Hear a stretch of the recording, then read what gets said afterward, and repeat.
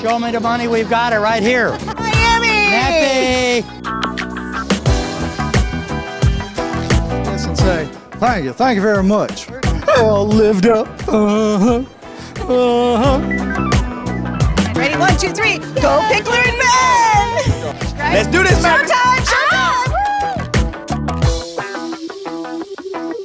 Woo! So I nearly knocked this man's teeth out, and then he decided he would be nice and talk to me. But actually, I was supposed to interview him anyway, but that's genuinely how we met, right? Genuinely, I was walking along, innocently walking along, and suddenly a woman hit me across the head. And I wasn't quite sure whether this was some Miami custom, something that you normally do, so I thought I'd turn around, and we got talking, and you turned out to be very nice, not a violent psychopath, which was my first impression. You were a little afraid of me, weren't you? All 5'1.5" of me. I still am. Who knows where this might go? Who knows?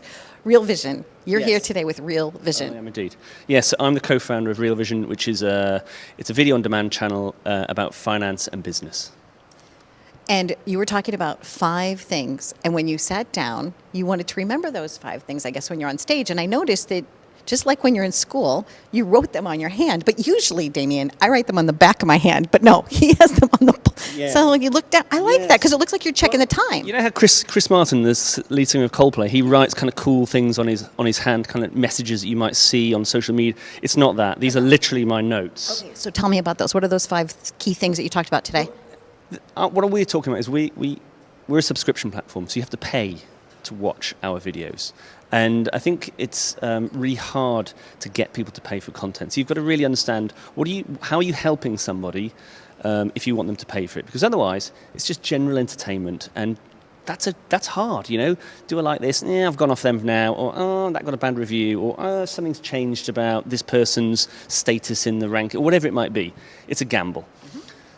So we feel that if we're going to help people, we've got to give them something that's of real value. And if they're going to pay for it, it's going to make a difference to their life. So basically what we do in a nutshell is, particularly in the States, everybody invests, whether they've got a bit of extra money they trade, or they're investing for their pension, their 401k, or for their kids' college funds. And it's really, really important. Those funds, they're life-changing, you know? If you can save enough money, the rest of your life or your children's lives will change. So we take it very seriously, and we were very frustrated that what you get with conventional media is they're funded by advertising. So they've got to keep the advertisers happy. So they don't always tell the truth. Oh, I like that. They don't always. It's skewed. The content's a little skewed. It has to be skewed, Right. because they've got advertisers to please. So in 2008, that's a classic example, where the world was going to hell, the people on the inside knew. But nobody wants to tell the world that. Nobody wants to say all the banks are going under, because the banks are paying the advertising. Mm-hmm. So the whole structure, the whole model is dysfunctional.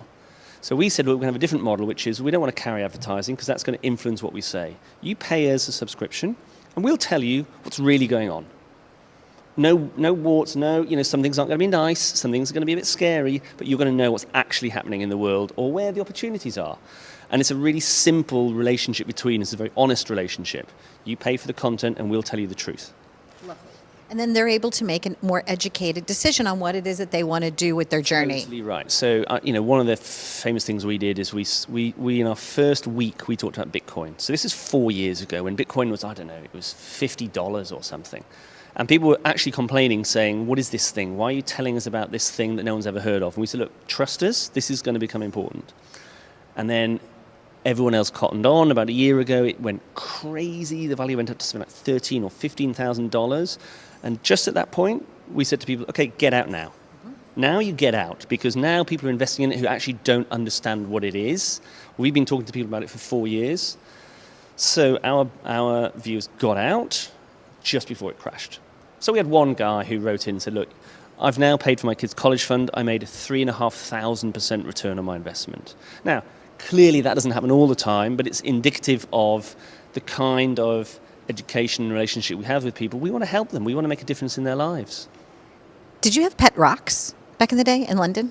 Yes. Okay. Yes. So it's kind of like pet rocks. You know, it's like you have a pet rock, then you collect a pet rock, you collect a lot of pet rocks, and then you can have a whole rock band, and then it's all wonderful and great, and then, or beer can collections, and then you look at your collection and you say, okay, well, I've done it, I've been there, I want to now sell those. Yes, exactly. And investments are kind of like that. And but you've got to. The trouble with investments is it's really hard to understand what's really going on. How do you know if you're a dentist in Ohio trading for your 401k? How do you get to know what's really happening in Wall Street? How do you get to know what's actually happening as opposed to what a CEO is saying or what the Wall Street Journal reports? So we get the biggest names in finance, the biggest names who don't normally do TV. They don't talk to the Wall Street Journal, and they talk to us. That's because you're trustworthy and they like you. They trust, and we don't say, guys, can you wrap it up in 15 minutes because we've got a commercial break? And we don't say to them, don't say that because it won't please our advertisers. We just say, tell us what you think, be honest. We're not going to censor it. It's what we want is for you to tell us what's really going on, and then we'll let the viewers decide. And good for you. Congratulations. It's a crusade. I don't want to sound, pretentious, but it is a bit of a moral crusade for us. We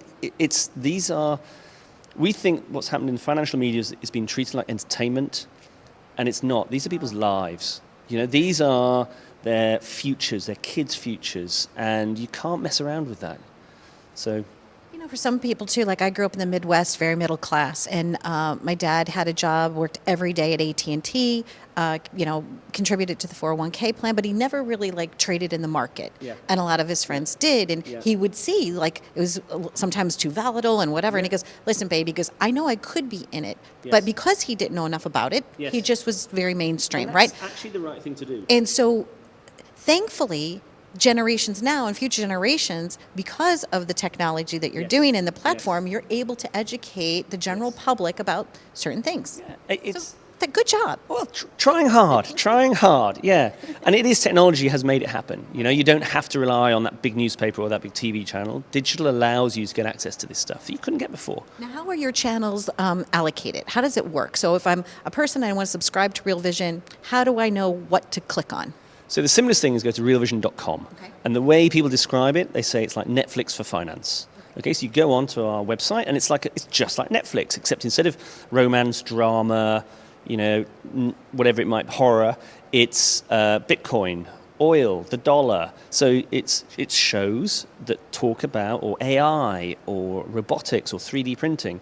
And there's a guy or a woman who's an absolute world expert saying, okay, don't invest in this right now. This is getting scary. This is really good. We're looking at this. Keep an eye on that. Whatever it might be. Marijuana in Canada or oil in Venezuela. And we make them shows. We don't have. One of the worst things about finance is you usually have a grey-haired old man sat behind a desk talking to another grey-haired old man being watched by another grey-haired old man. And that's the kind of the financial media as we know it. And we want to just blow that apart. We want women, we want ethnicity, we want young people. So our audience is very different to anybody else's. And we try to tell stories. We don't just shoot facts at them.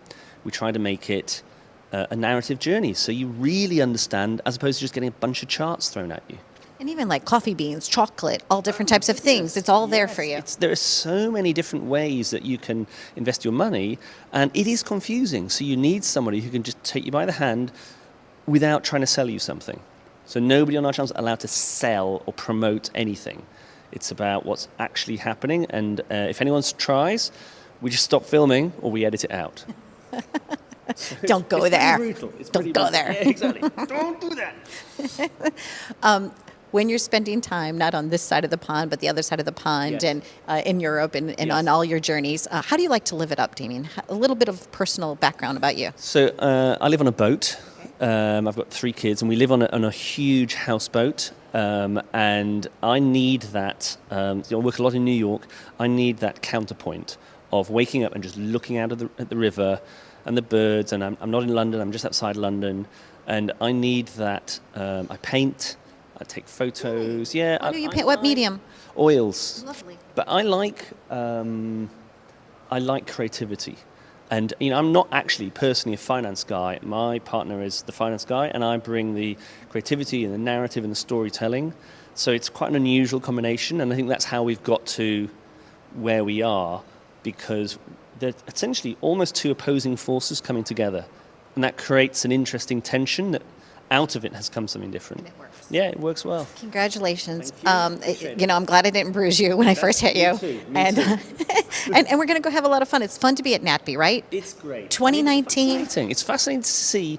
There are so many people doing so many different things, and they're very passionate about what they're doing, and they are changing the world around them in different ways, whether it's promoting different ethnic groups, or whether it's helping people access content in different ways, or reaching new audiences. I think it's a really interesting hub of ideas, and that's a great thing. And everybody, people are pretty open here this year. Not very pretentious. You walk up to somebody else like, "Oh, hey, I'm from Facebook," or "Hi, I'm from." Right, you can hit them. Exactly. But thank you for sponsoring this convention. It's no problem at a really wonderful conference that I've been attending for 10 years, and because of companies like yours that are really believing in that, we Yes. thank you. So thanks for being thank here. you. Thanks All a right, lot. stay tuned for more on the Donna Drake Show. Hey, we'll be right back.